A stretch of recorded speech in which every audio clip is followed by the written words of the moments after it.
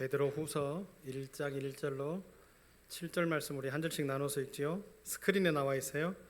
예수 그리스도의 종이며 사도인 시몬 베드로는 우리 하나님과 구주 예수 그리스도의 의를 힘입어 동일하게 보배로운 믿음을 우리와 함께 받은 자들에게 편지하노니, 하나님과 우리 주 예수를 알므로 은혜와 평강이 너희에게 더욱 많을지어다. 그의 신기한 능력으로 생명과 경건에 속한 모든 것을 우리에게 주셨으니 이는 자기의 영광과 덕으로서 우리를 부르신 이를 알므로 말미암음이라.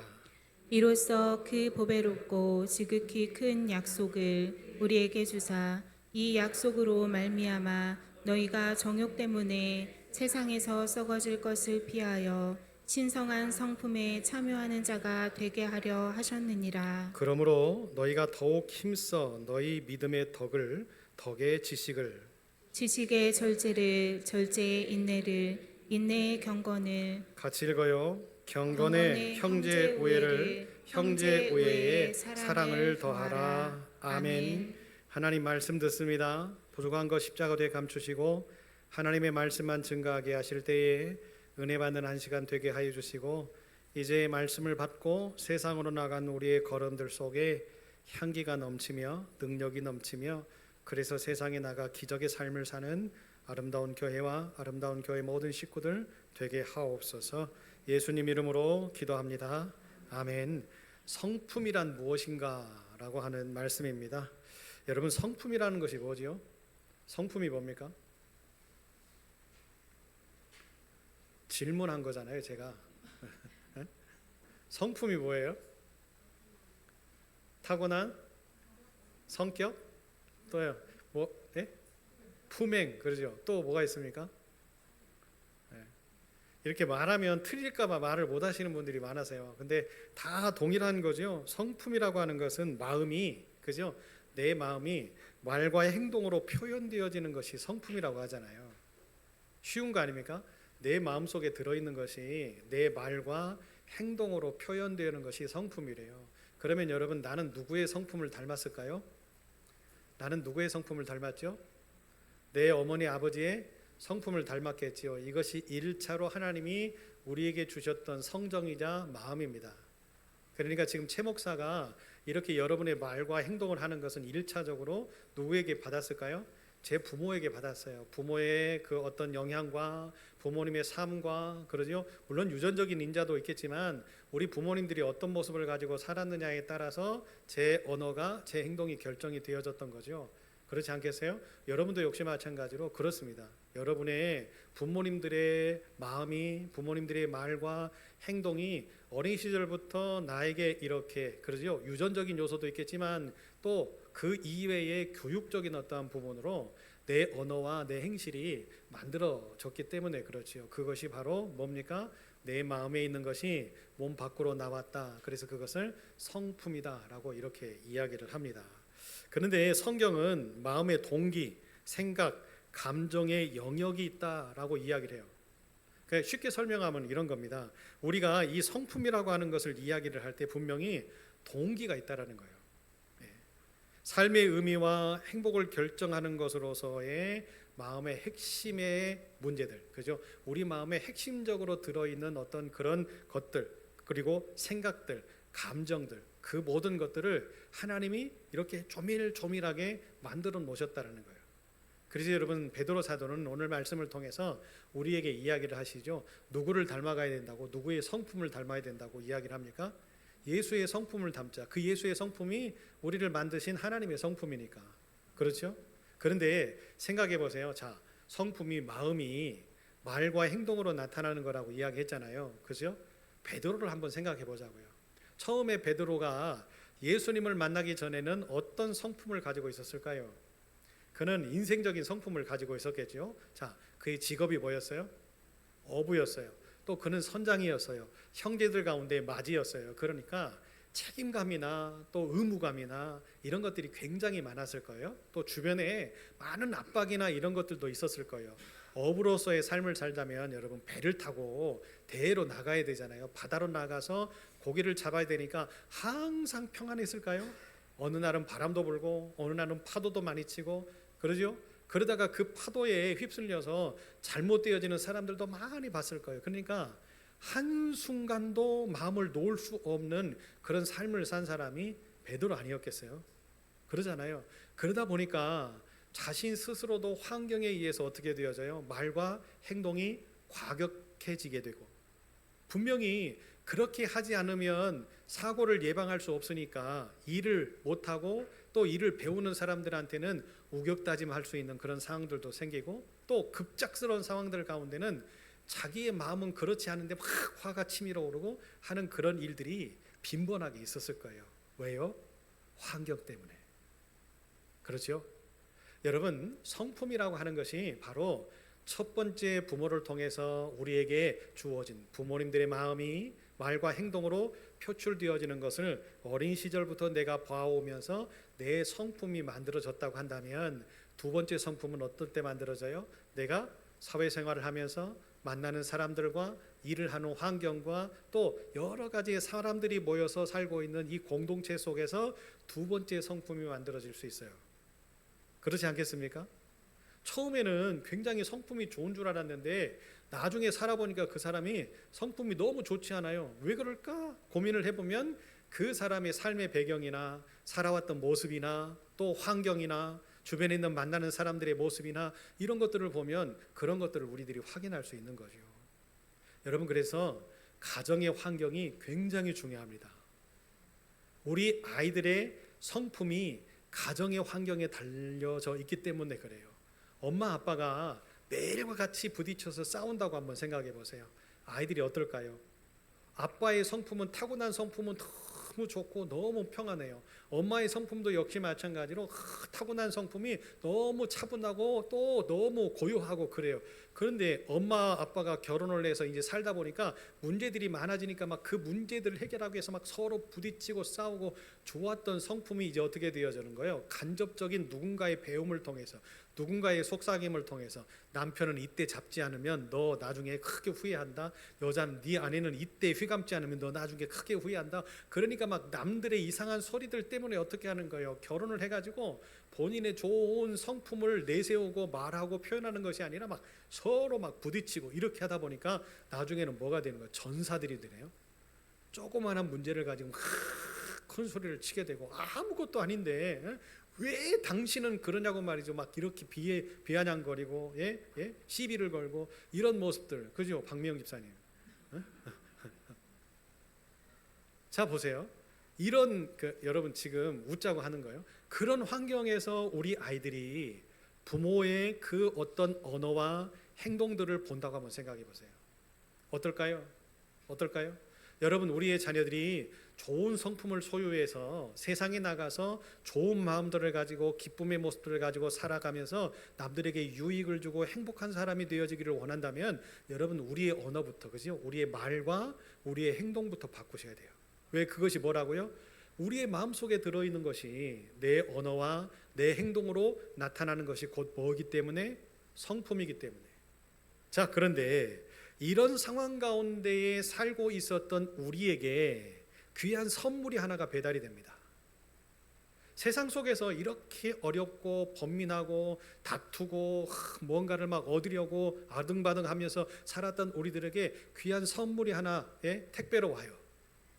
그 택배에 들어있는 것은 우리가 상상하지 못했던 거예요. 우리가 또한 원하지도 않았던 거예요. 우리가 또 바라지도 않았던 거예요. 하나님이 그냥 값없이 우리에게 주신 거예요.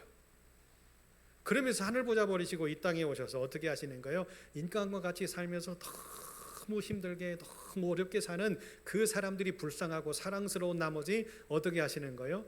그분도 함께 그의 삶의 자리에 뛰어들어서 그분의 마음속에 있는 것을 말로 설명하고 행동으로 설명하고, 그러면서 뭐라고 이야기를 하는 거예요? 나를 따라라. 내가 전하는 말씀을 믿어라. 그러면 너희들도 나보다 더 큰 것도 하게 될 거고 하나님께서 주시는 행복을 누리게 될 거고. 그러면서 예수님이 어떻게 하시는 거예요? 비참하게 살면서 얻어졌던 그 좋았던 성품이 세상 속에서 살면서 막 싸우고 다투고 막 이기적인 모습으로 무언가 쟁취하려고 하는 그런 어떤 모습으로 이렇게 변질되어져 갔던 우리의 성품을 다시 한번 이제 바꾸시고자 하시는 하나님의 은혜로 우리를 채워가시는, 아멘. 예수님이 그 역할들을 우리에게 하시면서 어떻게 하셨어요? 계속적으로 말씀하신 이유가 뭐예요? 말씀하신 이유가 뭐예요?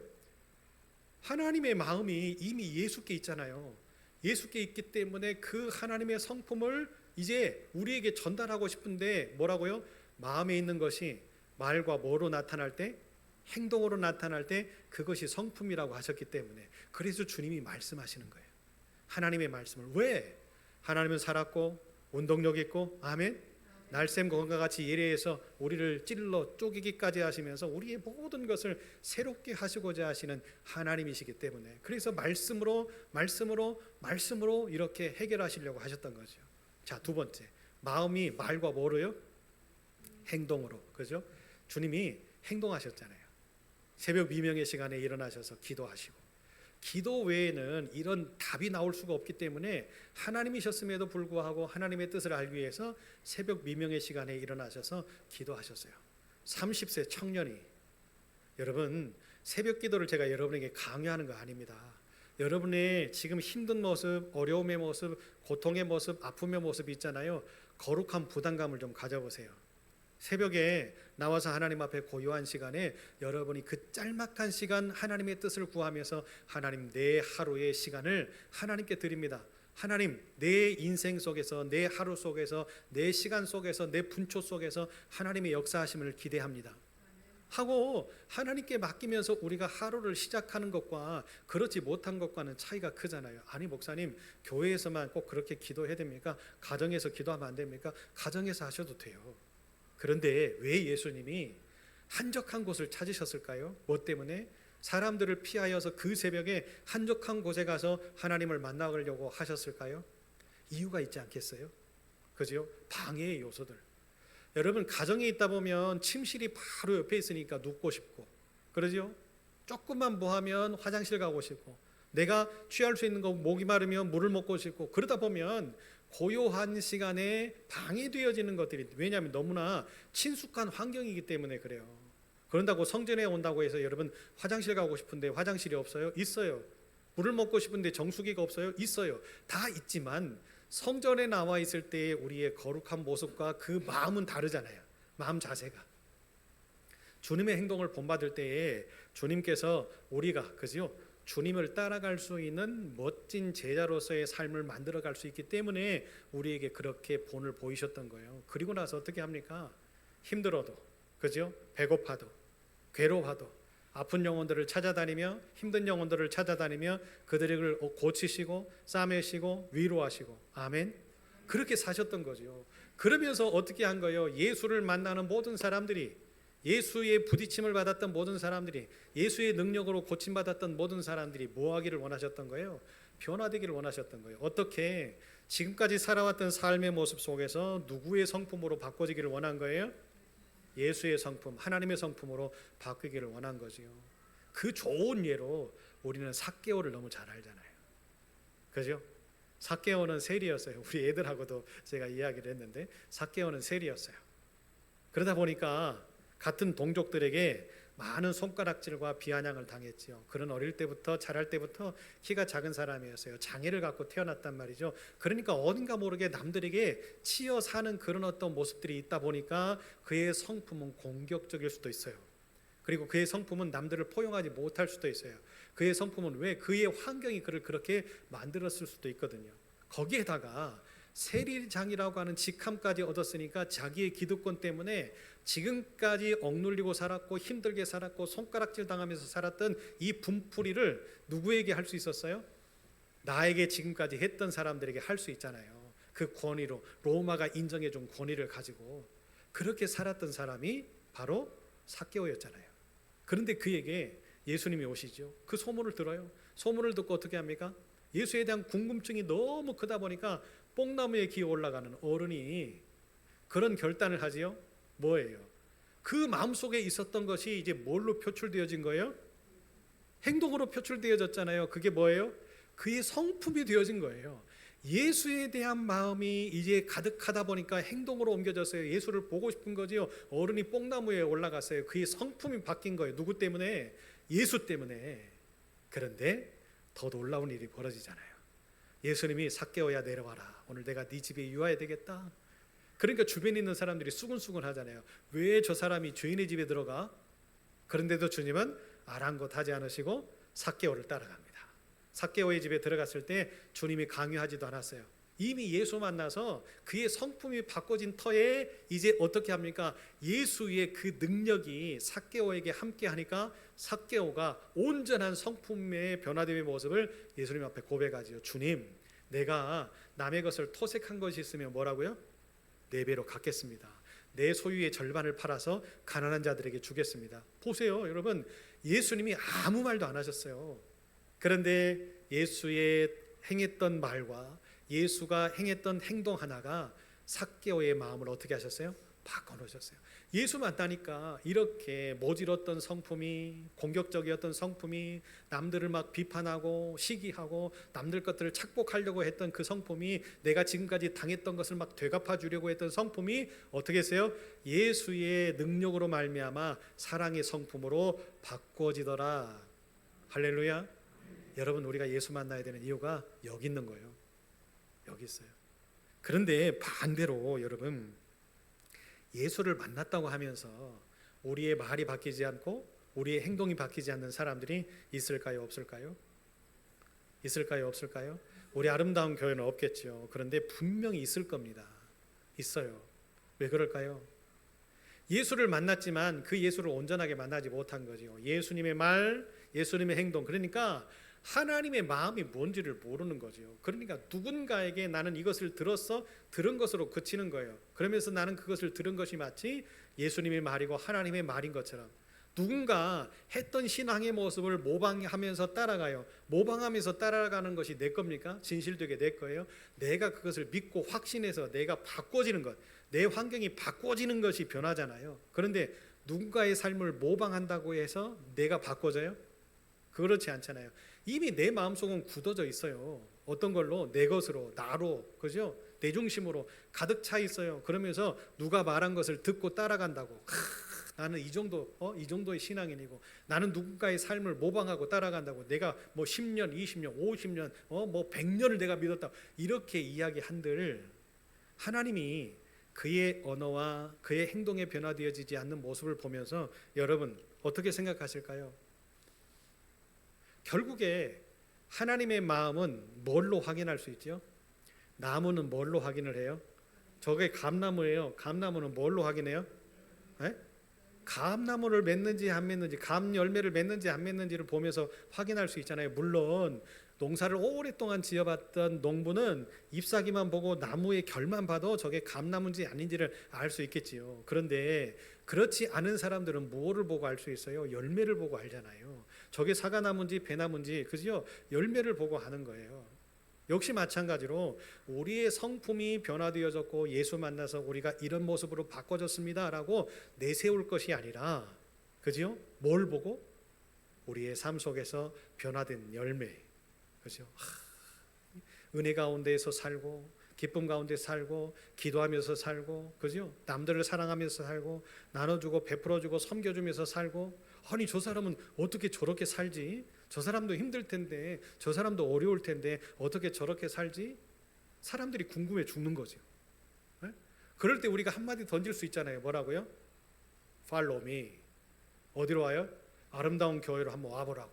아름다운 교회 갔더니 이 사람들은 다 그렇게 살더라니까. 네? 제가 요즘 영어 공부하잖아요. 우리 애들하고 지금 해외 나가려고 지금 준비하면서 영어 공부 제가 한다고 했잖아요. 목사가 공부를 안 하면서 애들한테 공부하자 할 수는 없지 않겠습니까? 3번 했어요. 3번. 기초 영어 3번 지금 했는데, 그래서 제가 거기서 follow me, 발음 좀 괜찮죠? 제가 최대한 어떤 원어민 발음으로 지금 배워보려고 하는데 아마 우리 애들이 우습기는 할 겁니다. 그런데 아름다운 교회 한번 와보라고. 와서 보니까 진짜 그렇거든요. 뭐예요 이 반응이? 지금 졸리신가요? 아니, 와서 보니까 진짜 말한 대로 아름다운 교회 오니까 이 사람들이 그렇게 살거든요. 야, 나도 저 사람들하고 같이 한번 공동체가 되고 싶은데 쉽습니다. 우리 교회에 와서 예배 드리면 되고요. 예배 강요하지 않아요. 오시고 싶을 때 오세요. 예배 드리고 싶을 때 오세요. 문은 항상 열려 있어요. 기도하고 싶을 때 오세요. 그러면서 우리의 말과 행동을 통해서 예수의 마음을 얻고, 예수의 마음을 얻게 되어지자 하나님의 뜻을 알고, 하나님의 뜻을 알게 되어지자 그의 인생이 변화되어지고 구원받더라. 아멘. 여러분, 이렇게 중요한 거예요. 그래서 베드로 사도는요, 예수 그리스도로 인해서 성도들에게 임하는 복이 있는데 그것이 바로 신의 성품을 닮아가고 받는 거래요. 베드로는 그것을 굉장히 중요하게 여기는 사람이죠. 왜 그래요? 자기가 경험했거든. 그렇잖아요. 예수의 마음을 경험하기 전에 베드로는 어떤 사람이었어요? 예수님이 베드로야, 네가 다 굴기 전에 나를 3번 부인할까? 아닙니다. 절대로 그런 일이 어디 있습니까? 절대로 그럴 수가 없습니다. 그런데 닭이 3번 울었어요. 그러니까 자기가 예수님을 저주하면서까지 부인했던 것이 생각나서 밖에 나가서 심히 통곡하잖아요. 그런 인생을 살았던 사람이 베드로 아닙니까? 호언장담했지만 무너지고 넘어지고 쓰러지고. 왜 그러지요? 그때까지 예수의 마음이 그에게 없었던 거예요. 세상적인 마음이 더 컸고 또 세속적인 마음이 더 컸고. 그런데 성령 받고 나서 베드로가 어떻게 되던가요? 바꿔지죠? 성령님을 받고 나니까 베드로의 마음 속에 이제 누구로 가득 차는 거예요? 예수로 가득 차는 거예요. 아, 예수님이 왜 그때 그런 이야기를 하셨는지, 아, 예수님이 왜 그때 이런 행동들을 하셨는지, 왜 예수님이 그때 그 수많은 사람들에게 욕을 먹어가면서까지도 그 아픈 영혼들을 부여잡고 그들을 구원시키고 낫게 하려고 그렇게 하셨는지를 베드로가 알게 된 거죠. 그러면서 베드로 사도가 베드로 전후서에 그렇게 고백하고 있는 핵심의 글귀가 뭔 거예요? 내가 예수를 경험하고 내가 예수를 배우고 예수를 알고 난 뒤에 우리에게 가장 귀한 것은 그를 닮아가는 거다. 그를 닮아가기 위해서는 가장 필요한 것이 뭐냐? 우리가 그의 말씀을 듣는 거다. 그리고 그가 행하신 대로 쫓아 따라가는 거다. 그러다 보면 우리는 귀한 열매를 맺게 될 것이다. 그 열매를 보고 하나님이 인정하실 때 우리는 예수님의 성품을 가지고 사는 하나님의 거룩한 성도가 되는 것이다 라고 이야기하는 것이 베드로 전후서의 핵심의 내용이잖아요. 여러분, 생각해 보세요. 예수 따라간다는 것이 얼마나 어렵습니까? 그죠? 예수는 믿지만 예수처럼 산다는 것이 쉬워요? 쉽지 않아요.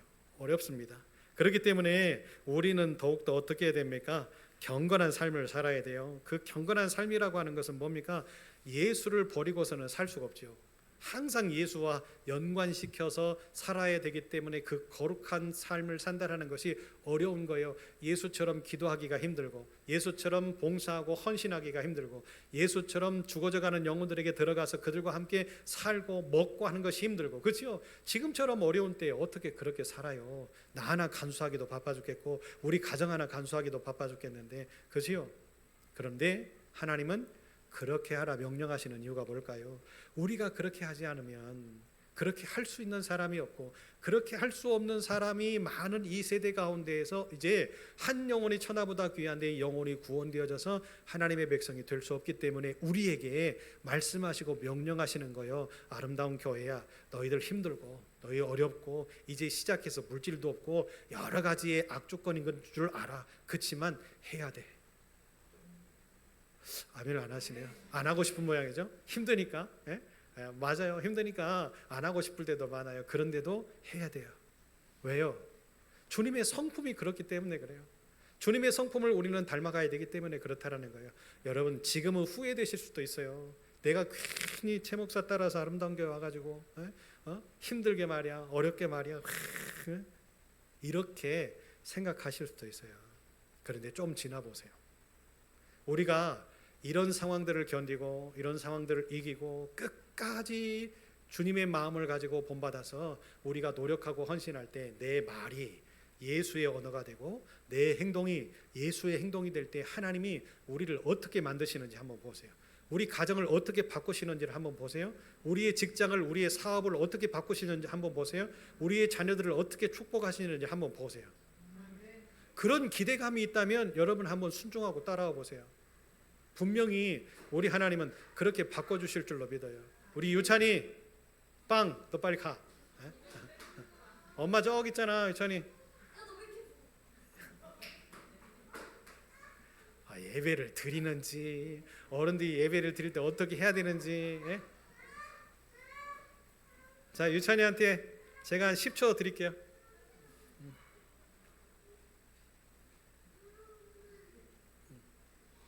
보세요. 이제 저런 유찬이가 한 2년만 지나면 이제는 저렇게 하라고 해도 안 해요. 이제는 그죠?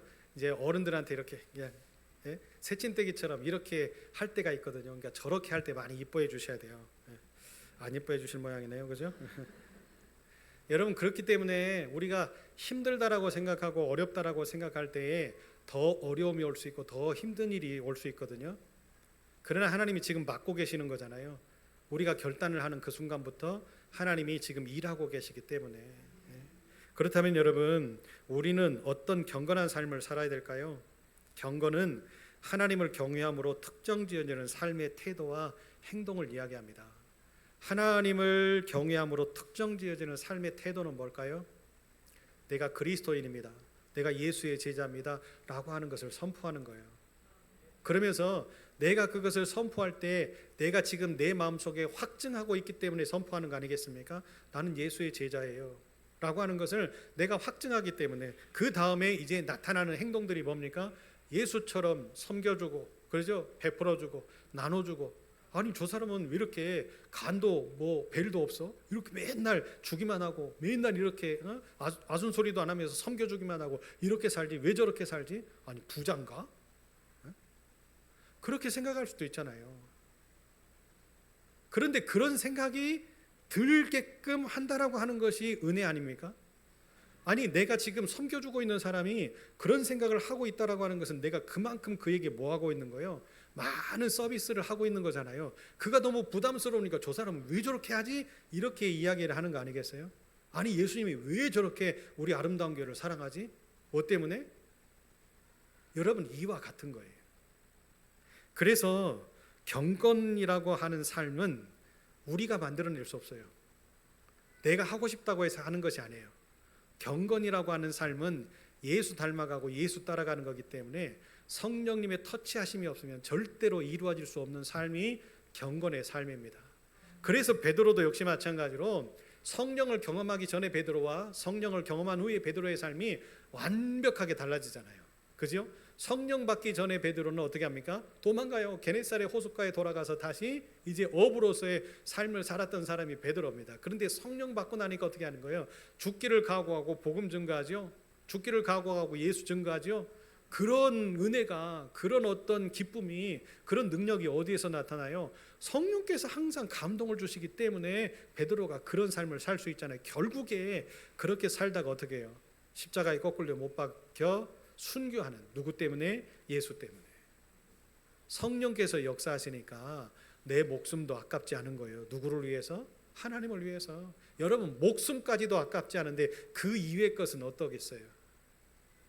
말씀을 정리해 봅시다. 우리의 좋은 성품을 방해하는 것들이 있어요. 예수의 성품을 갖지 못하도록 방해하는 것이 있어요. 그게 뭐냐면 바로 정욕입니다. 정욕이라고 하는 것은 뭐지요? 세상적인 욕심, 세상적인 욕망, 탐심 그런 거죠. 예. 그렇잖아요. 예수의 성품은 세상적인 욕심이 하나도 없잖아요. 그런데 정욕이라고 하는 것이 자꾸만 우리 속에 들어오면 어떻게 되어집니까? 너 그렇게 하면 손해봐. 그 손해보는 거 누가 채워줄 것 같아? 그죠? 정욕이라고 하는 것은 마귀의 속삭임에서부터 시작됩니다. 에덴 동산에서 하와에게 속삭였던 그 마귀의 속삭임이 우리의 삶을 파고들고 내 영적인 귀를 파고들고 내 영적인 삶을 파고들어서 우리를 자꾸만 현혹하고 미혹할 때에 정욕이라고 하는 녀석이 생겨나요. 야 그거 아깝잖아. 그렇게 해서 너 삶에 네 자녀들 야 소고기 한 번 더 먹으면 되지. 그걸 왜 드리냐? 이런 어떤 마음이 자꾸만 들게 만들게 하는 것이 바로 정욕입니다. 정욕은 자기 이외에 다른 것을 인정하지 못하게 만드는 마음이에요. 그래서 정욕이라고 하는 것은 자기 중심적인 겁니다. 내 중심적인 것. 절대로 정욕스러운 마음을 가지고 하나님 중심의 삶을 살 수가 없어요. 그래서 우리의 행동의 삶의 모습을 보면 그게 나타나요. 예수의 마음을 가지고 신앙생활하는 사람인지 정욕의 마음을 가지고 신앙생활하는 사람인지. 그런데 이렇게 생각하는 사람들도 있어요. 정욕적인 마음인데 야 내 마음속에 예수가 온전하게 있어. 근데 그 모든 예수가 자기만을 위한 거야. 자기 식구들만을 위한 거고 자기 가정만을 위한 거예요. 그게 예수의 마음일까요? 제가 뭐라고 그랬어요? 정욕은 뭐라고요? 예? 자기 외에 다른 것을 인정하지 않는 것이 정욕이라 그랬잖아요. 그러니까 그렇게 현혹하고 미혹하는 것을 못 느끼는 거죠. 그것이 바로 성경의 양심에 화인 맞았다라고 표현하는 겁니다. 신앙생활을 오래 해도, 믿음의 생활을 오래 해도 이렇게 양심에 화인 맞은 것처럼 행동하는 사람은 자기가 지금 어떤 모습을 가지고 신앙생활을 하는지, 내 안에 예수가 있는지를 몰라요. 지금 자기가 하고 있는 것이 모든 것이 다 옳다고만 생각하지요. 그러니까 어떻게 합니까?